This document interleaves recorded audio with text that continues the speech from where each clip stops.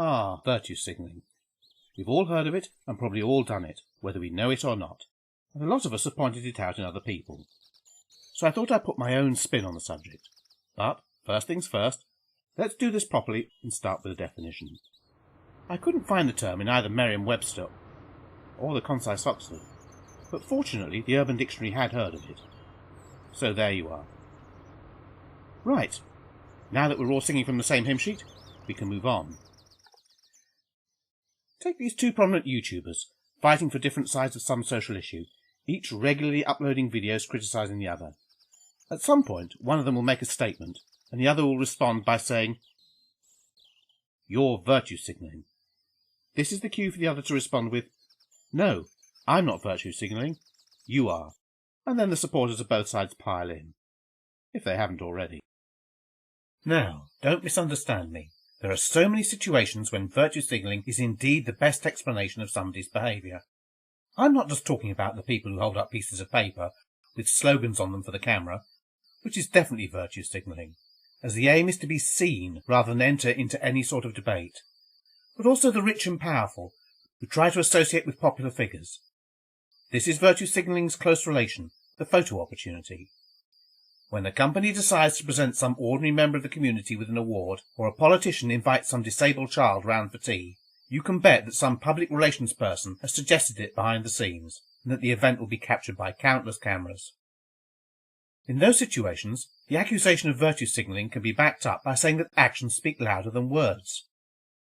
Has anyone in the company ever shown any interest in the award winner since the ceremony? And stay out. Does the politician support laws that would take away Tiny Tim's social benefits?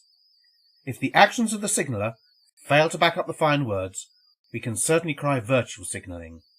In fact, in those cases, I would even shout out hypocrisy.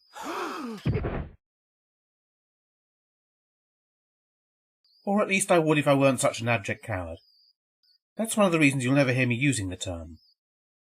The desire to avoid causing offence as far as possible. But that's enough about me. Of course, there's nothing new about the concept of virtue signalling. Remember those United Colours of Benetton adverts? Well, they go all the way back to the last century. Heck, it's even mentioned in the Bible, although it's only recently that we've had a word for it. In fact, the phrase was invented by journalist James Bartholomew a couple of years ago, as he states in an article in The Spectator. Link in the description below. Nor is it necessarily a bad thing. Indeed, in extreme circumstances, it can be a matter of life and death. Alexander Solzhenitsyn, in his book The Gulag Archipelago, describes the audience reaction when a tribute to Stalin took place at the end of a conference. The clapping went on for an absurdly long time, 8, 9, 10 minutes, to the point of exhaustion.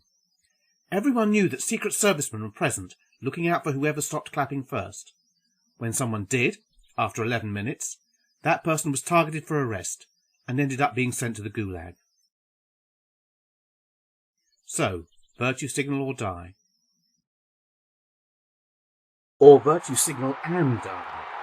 The Roman historian Suetonius, in his Lives of the 12 Caesars, wrote that the Emperor Caligula fell gravely ill in AD 37. In a desperate bid to virtue signal, many citizens made lavish promises to the gods if they were prepared to spare the emperor. Some vowed to fight as gladiators, others posted placards offering their lives if Caligula were to recover. Big mistake, because when Caligula did recover, he forced these people to keep their word. As Suetonius wrote, a man who had made a vow to fight in the arena, if the emperor recovered, he compelled to keep his word, watched him as he fought sword in hand, and would not let him go until he was victorious, and then only after many entreaties. Another who had offered his life for the same reason, but delayed to kill himself, he turned over to his slaves, with orders to drive him through the streets decked with sacred boughs and fillets, calling for the fulfilment of his vow, and finally hurl him from the embankment. So, modern virtue signallers, just be grateful nobody's asking you to put your money where your mouths are. On a less serious note, people who make public statements also have to worry about the audience jumping to the wrong conclusions. Did he say rape was wrong? No. Must be a rape apologist. Did she condemn Islamophobia? No. Must be an Islamophobe.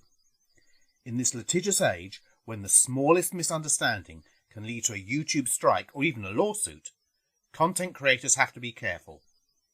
Often people deliberately misunderstand comments as a means of attack, and many statements that look like virtue signalling are an attempt to shut down these loopholes.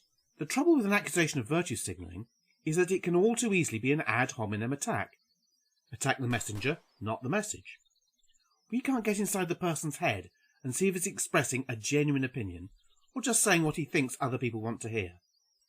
So before you are tempted to shout virtue signalling, it might be a good idea to ask yourself, if this person was speaking from the heart, in what way would it come out differently? So, there you are. Nothing original, nothing you didn't already know, but at least you know where I stand on the matter. Do I think accusations of virtue signalling are overplayed? Yes. Do I think it should be banned? No, of course not. Is asking questions and immediately answering them both pretentious and irritating? Undoubtedly. In which case, perhaps I should move on to my YouTube shout-out. The second channel on my wall of cool dudiness is an up-and-coming social commentator, the Britisher, noted for his cool, detached, and yet insightful analyses, which he expresses in meticulously correct English and with a high degree of sang-froid. I believe he's one of the best around, but that could just be because I'm a fellow son of this sceptred isle. Anyway, whatever the reason, I think his content is great, and I salute him. In fact, I've written an epic poem in his honour. O man of Albion... Oh, well, in that case, I think we're done here. Go home, folks. Video's over.